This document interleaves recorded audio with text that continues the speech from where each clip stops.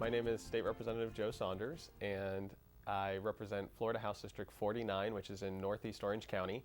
It is a brand new district that was drawn as a result of the redistricting process, and I like to think of it as the higher education hub of the I-4 corridor. We have the University of Central Florida's main campus entirely in the district. UCF is the second largest public university in the country, so it's a huge campus. We've got Valencia College East, Full Sail University, Berry College of Law, the Polytechnic University of Puerto Rico, amongst others. So it's a young district. About 40% of the voters in the district are under 35. It's a diverse district. About 30% of my voters are Hispanic, mostly Puerto Rican. And it's just a really exciting district to represent. Well, I'm a born and raised Floridian, and I think that matters because that's sort of a rare thing in Florida at times. I grew up in Southeast Florida in Broward County. I went to high school, public high school, in Coral Springs, a suburb of Fort Lauderdale, and then I came up to Orlando following a few of my siblings to go to college at UCF. And while I was at UCF, I studied political science and had minors in women's studies and legal studies. And it was at UCF that I really formed a political identity. And, it was, there was an act right off campus that sort of inspired me into politics. Two friends of mine were attacked at a party because they were gay, and it was an outrageous moment. It was a moment that I thought needed to be called out and some action needed to be taken. So it was the first time that I really stepped into a political role and wrote my first press release and called for greater non-discrimination protections on campus. And that led to a career that I'm really proud of. I've spent my career since graduating from UCF in nonprofit advocacy, mostly issue-based. I've worked for a civil rights organization that works to end discrimination in the state and has a focus on the gay, lesbian, bisexual, and transgender community. But I've worked on women's rights, I've worked on environmental policy, I've worked on all kinds of social justice work, and it was that work that set me up to, I think, really be able to run and be a voice for my constituents and hopefully do some things that matter.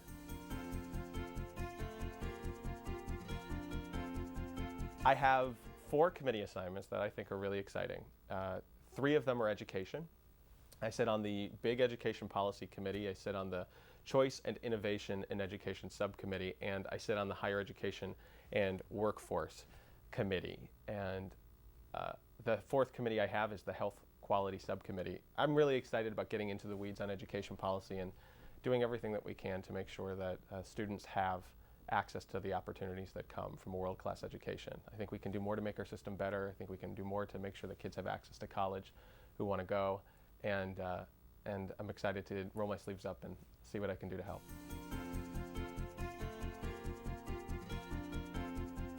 I would focus on 2 places. One is certainly education. Our schools have been squeezed so tight, and this is something that we're hearing from a lot of different representatives, which really gives me hope that we will see substantive changes to the education budget this year. But schools have been asked to do so much more at the same time that they've been given so much less to do it with. And if we're really committed to growing jobs and creating the kinds of opportunities that would transform our economics in Florida, it means we've got to give people access to a quality education.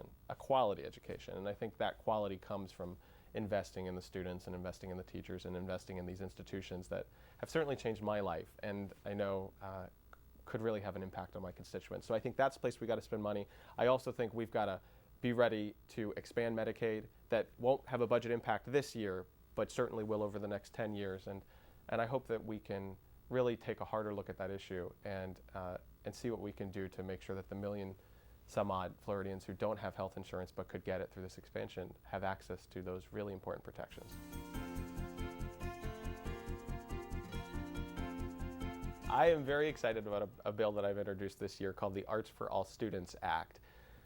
One of the places that I've spent time as a community advocate and a community organizer was in the world of arts education. My partner is a high school drama teacher in Osceola County, and I've chaperoned that program for about 7 years and helped and was a booster and just did everything I could to help.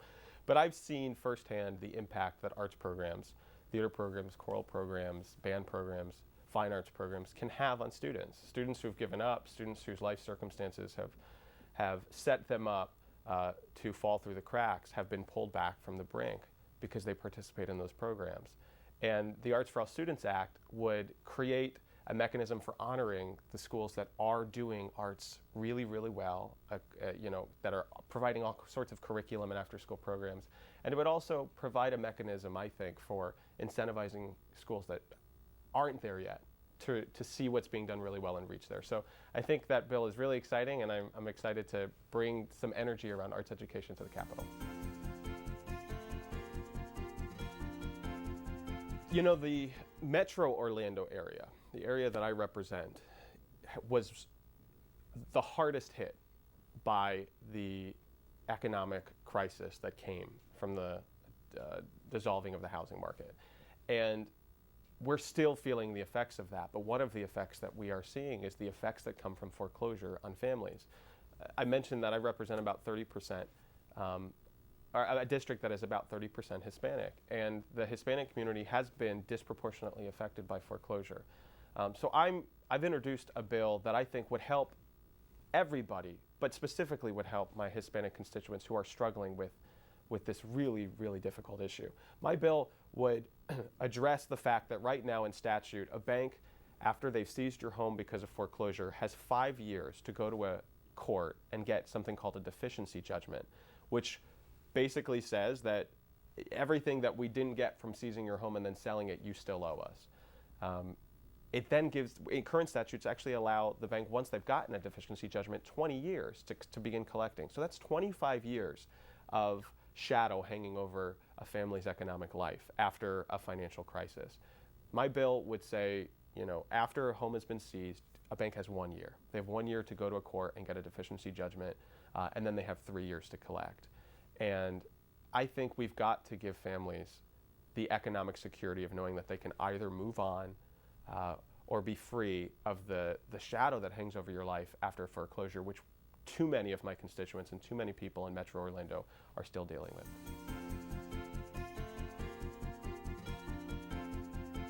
Florida is a state where we have not at the state level done anything to ensure that gay, lesbian, bisexual, and transgender people have access to the same non-discrimination protections that everybody else has.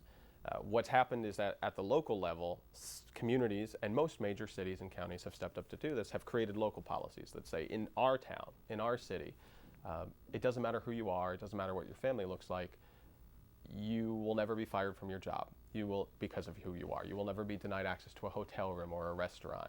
You'll never be denied a home loan or the chance to rent or anything related to housing. But there are lots of communities that haven't done that. And from a moral standpoint, I think that's wrong. I think that Florida should be a place where everybody's welcome, where every family is treated the same and everybody has the same access to the same opportunities. But from an economic perspective, I believe that it is about jobs.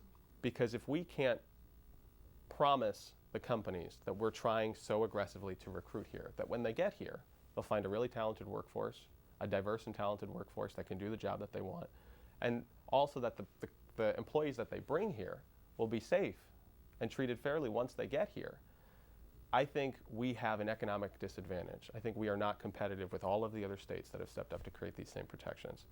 So the Competitive Workforce Act, my bill which would update our non-discrimination laws to include protections for the LGBT community, is about fairness, it's about equality, it's about justice, but maybe most importantly, it's about jobs.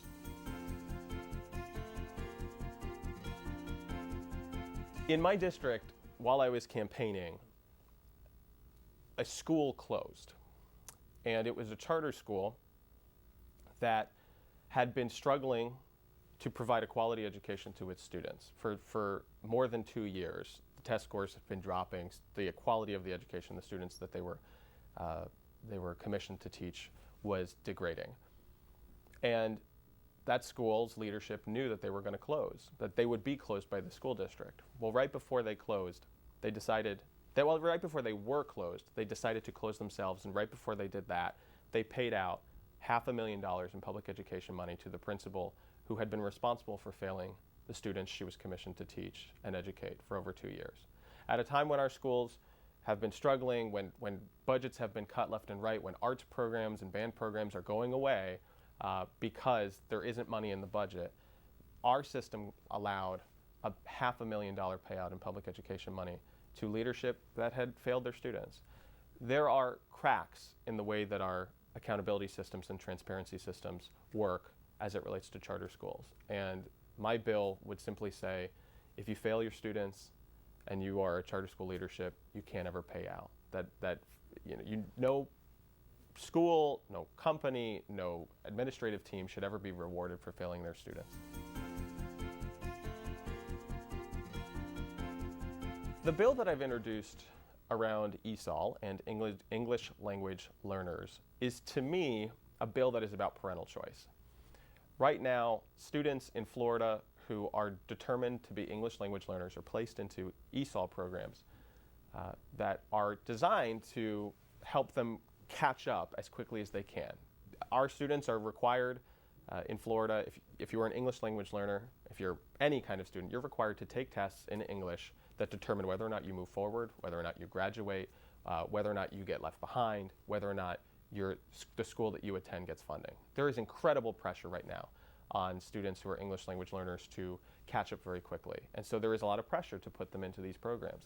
I've heard from a lot of parents in my district that they have concerns that they don't have the power to say, I don't want my student in this track. I don't want my child in this track. My child will learn, I know my child better than anybody, and my child will learn better in a totally immersed environment, that I need them in an English-speaking class with all of their other peers. I don't want them here. In a world of education policy that is so focused on giving parents choices, this is one more choice that I think for not just my Hispanic constituents and my Puerto Rican constituents, but for everybody who is an English language learner. It's a choice that we should give parents. If they understand the implications, understand the repercussions, they should be allowed to designate whether or not their child is in one of those programs.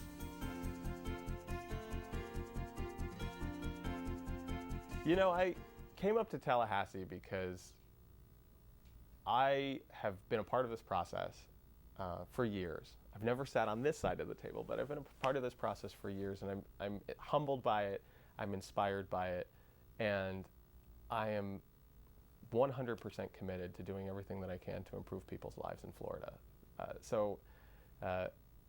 This is a whirlwind process. It is a little overwhelming at times, but what I am very excited to do is to be here, to be at the table, to represent my constituents in my district, and to do everything that I can to just make sure that everybody's got a fair shot, that everybody has access to opportunities, that every kid gets an education who wants it.